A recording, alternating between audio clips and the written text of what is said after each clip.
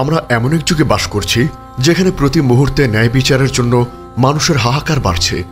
ইমাম মাহদী আলাইহিস সালামের আগমনের অপেক্ষায় প্রতিটি মুমিন হৃদয় ব্যাকুল। কিন্তু আপনি কি জানেন, যখন তিনি আসবেন তখন তার প্রথম পদক্ষেপ কি হবে? তিনি কি সরাসরি কোনো যুদ্ধ ঘোষণা করবেন, নাকি কোনো অলৌকিক শক্তি প্রদর্শন করবেন? হাদিসে তার আগমনের পর প্রথম যে কাজটি ঘটবে তার বর্ণনা এতটাই স্পষ্ট এবং নাটকীয় যে এটি আমাদের ঈমানকে নাড়িয়ে দেবে। এটি কোনো রাজনৈতিক কৌশল হবে না, বরং হবে আল্লাহর পক্ষ থেকে তার নেতৃত্বের চূড়ান্ত সত্যায়ন। যদি আপনি সেই মুহূর্তে পবিত্রতম দৃশ্য এবং ইমাম মাহদীর প্রথম পদক্ষেপ সম্পর্কে না জানেন, তবে হয়তো আপনি এই ইতিহাসের সবচেয়ে গুরুত্বপূর্ণ ঘটনাটি বুঝতে ভুল করবেন।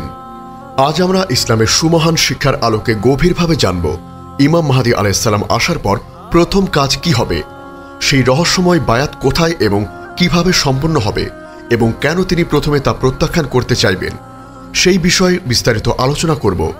আপনার ঈমানের জীবনকে আরও সমৃদ্ধ করতে, আধ্যাত্মিক জ্ঞান ও অনুপ্রেরণার এক অসাধারণ ভাণ্ডার পেতে আজই ভিজিট করুন আমাদের ওয়েবসাইট www.ummahkonth.com। প্রিয় শ্রোতা, ইমাম মাহদী আলাইহিস সালামের আবির্ভাব মানব ইতিহাসের এক অত্যন্ত গুরুত্বপূর্ণ ঘটনা। এটি কোনো সাধারণ রাজনৈতিক উত্থান হবে না, বরং এটি হবে ঐশ্বরিক হস্তক্ষেপে। পৃথিবীতে ন্যায় ও ইনসাফ প্রতিষ্ঠার এক নতুন যুগ শুরু হবে।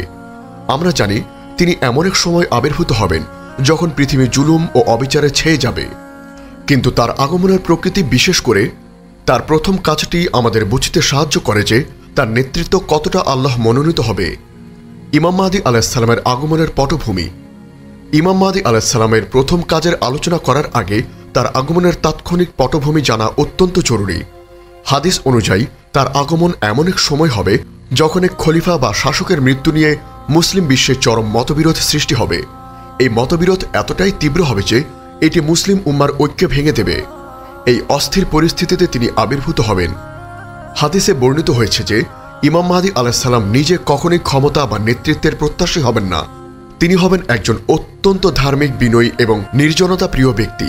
তিনি যখন বুঝতে পারবেন যে আখিরি জামানার ফিতনা শুরু হয়ে গেছে এবং তাকে নেতৃত্বের জন্য চিহ্নিত করা হতে পারে, তখন তিনি মদিনা থেকে মক্কার দিকে চলে আসবেন।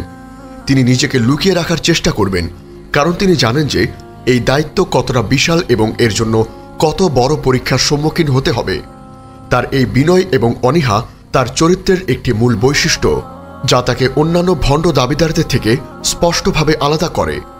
ভণ্ডরা ক্ষমতার লোভের জন্য পাগল হয়ে ওঠে, কিন্তু প্রকৃত মাহদী আলাইহিস সালাম ক্ষমতা থেকে দূরে থাকতে চাইবেন। 1. প্রথম কাজ, অনিচ্ছুক বায়াত।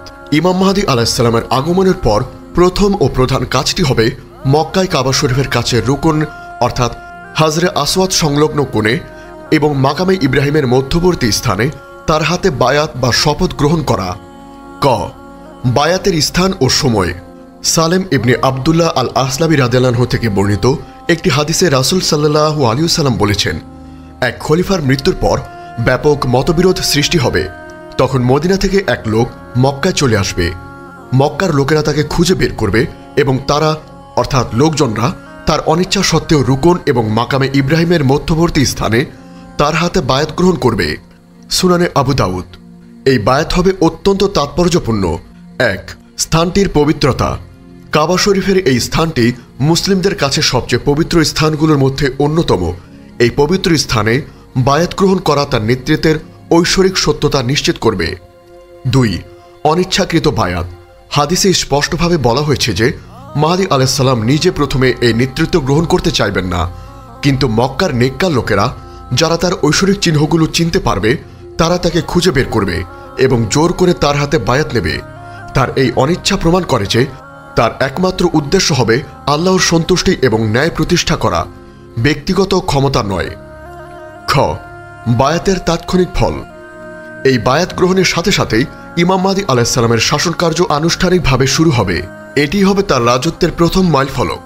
এই ঘটনার মাধ্যমেই সকল সন্দেহ ও গুজব দূর হয়ে যাবে এবং মুসলিম উম্মাহ বুঝতে পারবে যে সেই প্রতীক্ষিত নেতা এসে গেছেন। 2. দ্বিতীয় নিশ্চিতকারী কাজ, অলৌকিক শক্তি। ইমাম মাহদী আলাইহিস সালামের প্রথম কাজটি অর্থাৎ বায়াত সম্পন্ন হওয়ার পর তার দ্বিতীয় এবং সবচেয়ে অলৌকিক কাজটি ঘটবে, যা তার নেতৃত্বের চূড়ান্ত সত্যায়ন করবে। ক. সেনাবাহিনীর আগমন। বায়াতের খবর যখন সিরিয়ায় পৌঁছাবে তখন সিরিয়ার শাসক গোষ্ঠী বা তাদের সমর্থিত একটি বিশাল সেনাবাহিনী ইমাম মাহদী আলাইহিসসালামকে ধ্বংস করার জন্য মক্কার দিকে প্রেরণ করবে। তারা মনে করবে যে এটি একটি রাজনৈতিক বিদ্রোহ এবং এটিকে কঠোর হাতে দমন করা প্রয়োজন। খ ভূমিধস খাসফ। কিন্তু মক্কা ও মদিনার মধ্যবর্তী বায়দা নামক স্থানে পৌঁছানোর পর আল্লাহর পক্ষ থেকে এক অলৌকিক শক্তি হিসাবে সেই বিশাল সেনাবাহিনী মাটির গভীরে ধসে যাবে। হাদিসে এসেছে, যখন তারা সেনাবাহিনীর বায়দা নামক স্থানে পৌঁছবে তখন তাদের প্রথম থেকে শেষ পর্যন্ত সকলকে মাটির গভীরে ধসিয়ে দেওয়া হবে। সহিহ মুসলিম। এই ঘটনাটি ইমাম মাহদী আলাইহিসসালামের নেতৃত্বের সত্যায়নের জন্য চূড়ান্ত ঐশিক প্রমাণ হবে। এই অলৌকিক ঘটনা কোনো মানবসৃষ্ট হতে পারে না, বরং এটি ঘটবে প্রচার মাধ্যমের সামনে। এই ঘটনাটি বিশ্বের নজর এড়াতে পারবে না। এই অলৌকিক বিপর্যয় সমগ্র বিশ্বে প্রচার হবে এবং মানুষজন নিশ্চিত হবে যে যিনি বায়াত গ্রহণ করেছেন তিনি অবশ্যই আল্লাহর মনোনীত। সন্দেহ দূরীকরণ। এই অলৌকিক শাস্তি মুসলিমদের মধ্যে যারা মাহদীকে নিয়ে সন্দেহ পোষণ করত তাদের সকল সন্দেহ দূর করে দেবে। ৩ প্রথম কাজের পরিণতি, মিশনের সূচনা। বায়াত গ্রহণ এবং অলৌকিক সত্যায়ন এই দুটি কাজ সম্পন্ন হওয়ার পরপরই ইমাম মাহদী আলাইহিসসালাম আনুষ্ঠানিকভাবে তার চূড়ান্ত মিশন শুরু করবেন। তার প্রথম মিশন হবে ক ন্যায় বিচার প্রতিষ্ঠা করা। তার প্রথম এবং সবচেয়ে গুরুত্বপূর্ণ মিশন হবে পৃথিবী থেকে সকল জুলুম, অবিচার, যুদ্ধ এবং বিশৃঙ্খলা দূর করে ন্যায় ও ইনসাফ প্রতিষ্ঠা করা। তিনি কোনো নতুন আইন নিয়ে আসবেন না, বরং কোরআন ও সুন্নাহর পূর্ণাঙ্গ বাস্তবায়ন করবেন। খ কালো পতাকাবাহী যোদ্ধার যোগদান। ভূমিধসের পর পূর্ব দিক থেকে অর্থাৎ সাধারণত খোরাসান অঞ্চল থেকে আগত একদল মুজাহিদ যারা কালো পতাকা বহন করবে তারা এসে ইমাম মাহদী আলাইহিসসালামের সাথে যোগ দেবে এবং তার সেনাবাহিনীকে শক্তিশালী করবে। রাসূল সাল্লাল্লাহু আলাইহি ওয়াসাল্লাম এই কালো পতাকাবাহী যোদ্ধাদের সাথে যোগ দেওয়ার জন্য নির্দেশ দিয়ে বলেছেন, তোমরা যখন তাদেরকে দেখবে তখন তাদের নেতার হাতে বায়াত করবে, যদিও বরফের উপর হামাগুড়ি দিয়ে উপস্থিত হতে হয়। সুনানে ইবনে মাজাহ। গ জেরুজালেম বিজয়। তার প্রথম দিকের সামরিক বিজয়গুলোর মধ্যে অন্যতম হবে জেরুজালেম বিজয় এবং সেই শহরকে তার শাসনের কেন্দ্রবিন্দুতে পরিণত করা। ৪ আমাদের জন্য বার্তা। প্রিয় শ্রোতা, ইমাম মাহদী আলাইহিসসালাম আসার পর তার প্রথম কাজ বায়াত এবং তার পরের অলৌকিক ঘটনাগুলো আমাদের জন্য এক মহৎ বার্তা বহন করে। এই বার্তা হল ১ ঈমানের অবিচলতা। ফিতনার সময় নেতৃত্বের প্রতি অনীহা, বিনয় এবং আল্লাহর অলৌকিক সমর্থনই হবে প্রকৃত মাহদীকে চেনার প্রধান চিহ্ন। ২ কোনো রাজনৈতিক বা সামরিক নেতা নিজেকে মাহদী বলে দাবি করলেই তাকে বিশ্বাস করা যাবে না যতক্ষণ না কাবা শরীফের বায়াত বা বায়দা নামক স্থানে ভূমিধসের অলৌকিক ঘটনা ঘটে।